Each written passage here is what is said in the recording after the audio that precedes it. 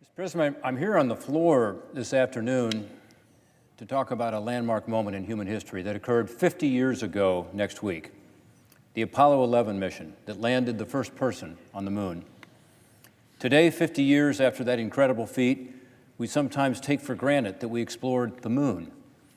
But think for a moment about the generations of men and women from the beginning of time until July 20th, 1969, who looked up at the moon's pale light and wondered at what secrets and insights may lay on its surface. Think about the countless paintings and poems depicting the moon as an unchanging and unknowable presence in the sky, and think about how, after hundreds of thousands of years of such mystery and reverence, we actually went there. On July 20th, 1969, the world watched in breathless awe as grainy footage came in of the moon landing. It was beamed in from the lunar surface 289,000 miles away to millions of TV screens all around the globe. As a 13-year-old teenager, I saw two figures clad in bulky spacesuits bounce across the screen against a stark black and white landscape. And as anyone who witnessed it can remember and tell you about, there was a great sense of pride as Americans. Americans who broke the earthly bonds that had tethered our ancestors for eons to set foot on the surface of a body we only saw in the distant night sky.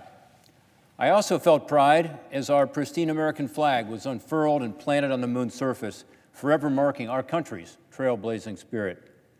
And I felt pride in being from Ohio, as my fellow Buckeye, Neil Armstrong, was the very first man to step onto the moon, continuing our legacy in the state of Ohio as a pioneer in flight and in aerospace.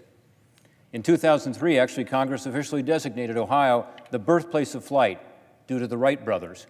They were born and raised in Dayton, Ohio, and it was in their bicycle shop that they dreamed up and researched the first fixed-wing aircrafts anywhere. But for such a lofty title, Ohio has played an even greater role in the story of mankind's progress in the skies and beyond, even beyond the Wright brothers. In fact, one of my predecessors in this seat here in the United States Senate was John Glenn, the first American to orbit the Earth. In all, 24 astronauts to date are natives of Ohio, more than any other state, and I'm proud to say that many more call it home today.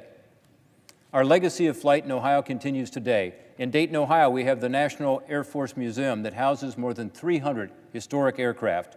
Wright-Patterson Air Force Base, one of the largest in the country, trains not only our pilots in our Air Force, but those of our allies all around the world.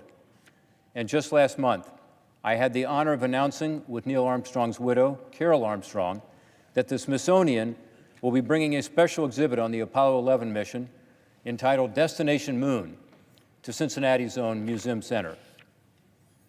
On that day in 1969, Neil Armstrong became all of our heroes. And it was at a time when our country was deeply divided over the war in Vietnam and other social and cultural issues. At a time when we were yearning for heroes, Neil Armstrong inspired us and brought us together as a country. I have one story, Mr. President, I'd like to share that I thought about walking over this afternoon about how Neil Armstrong inspired a particularly important group of Americans. In 2011, the year before Neil Armstrong died, he came here to the U.S. Capitol at my request to join my wife, Jane, and me at our swearing-in ceremony.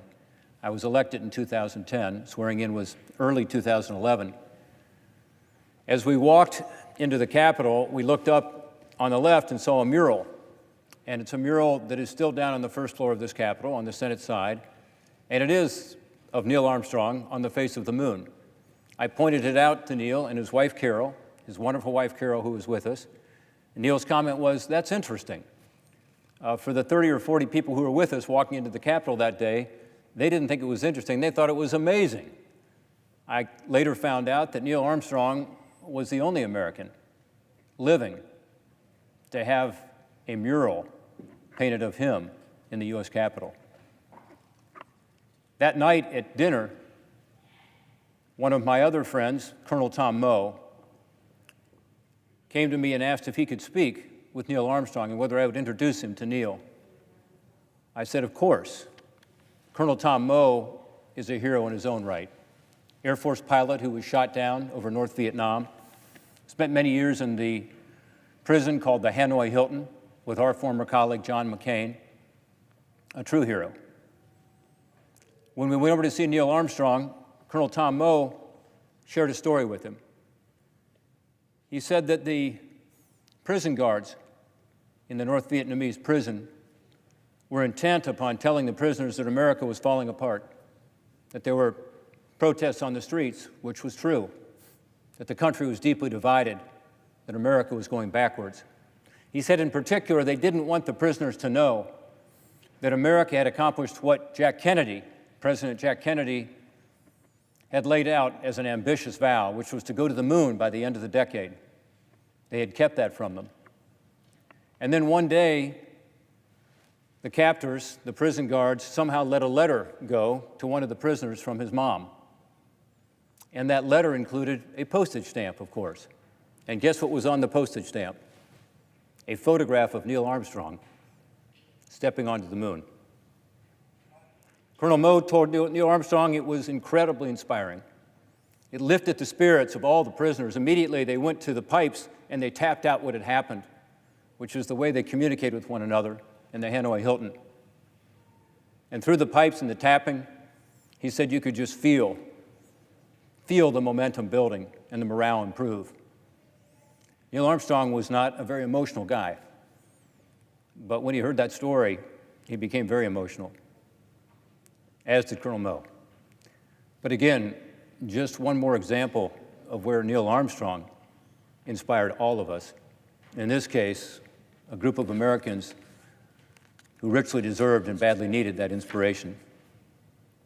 Over the years, my family and I have come to know the Armstrong family. Carol Armstrong is still in Cincinnati, a dear friend. We were his neighbors in Cincinnati. And as we've shared stories in the lead-in to the 50th anniversary of the moon landing, I've been reminded of how extraordinary it was that this towering figure had truly been such a modest, unassuming man, despite all the notoriety. In my view, how he handled the spotlight into which he was thrust said as much about Neil Armstrong as the time he spent on the moon a half-century ago. He was a true hero, but even before he blazed trails through the cosmos, Neil was already contributing to Ohio's rich legacy of pushing the boundaries of flight. He had already served his nation with bravery and skill on Gemini 8, and as a test pilot pushing the envelope, he had strapped himself onto terrifying-looking contraptions with gigantic flame-belching engines tied onto huge fuel tanks. Before he was a test pilot, he distinguished himself through his service to his country as a naval aviator, among other things, flying 78 combat missions over the Korean Peninsula. In one such mission, in fact, he was forced to eject from his plane onto enemy territory, holding out long enough, thank God, for the United States Marines to locate him and escort him to safety. For all of these accomplishments, this son of Ohio received the highest honors a grateful nation could bestow: the Presidential Medal of Freedom, the Congressional Gold Medal, and the Congressional Space Medal of Honor. God smiled upon Neil Armstrong throughout his extraordinary life. Neil returned the favor by living his life with honor and dignity. In 2012, Neil returned to the heavens above, this time venturing into the kingdom of heaven. I had the honor of being among those who delivered a eulogy at his funeral.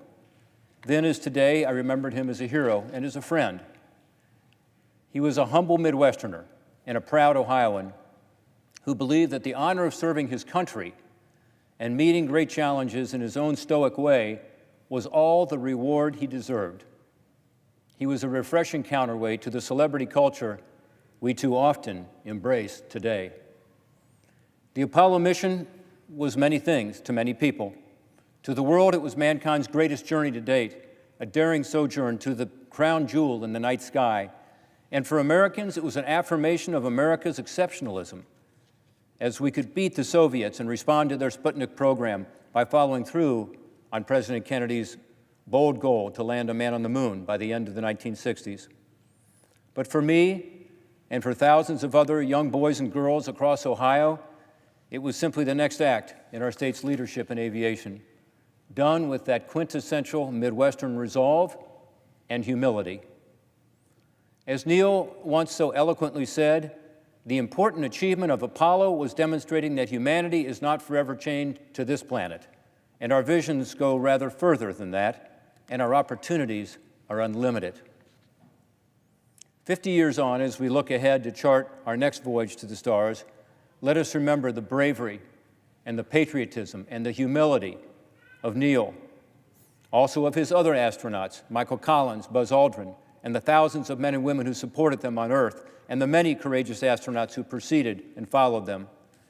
Let the Apollo 11 mission be an example of what our great country can do when we come together to achieve the seemingly impossible. And let us commit to come together into the future, into the distant horizons. Like the Apollo 11 exhibiting American leadership and benefiting all of mankind, there is more for us to do. Thank you, Mr. President. I yield back my time.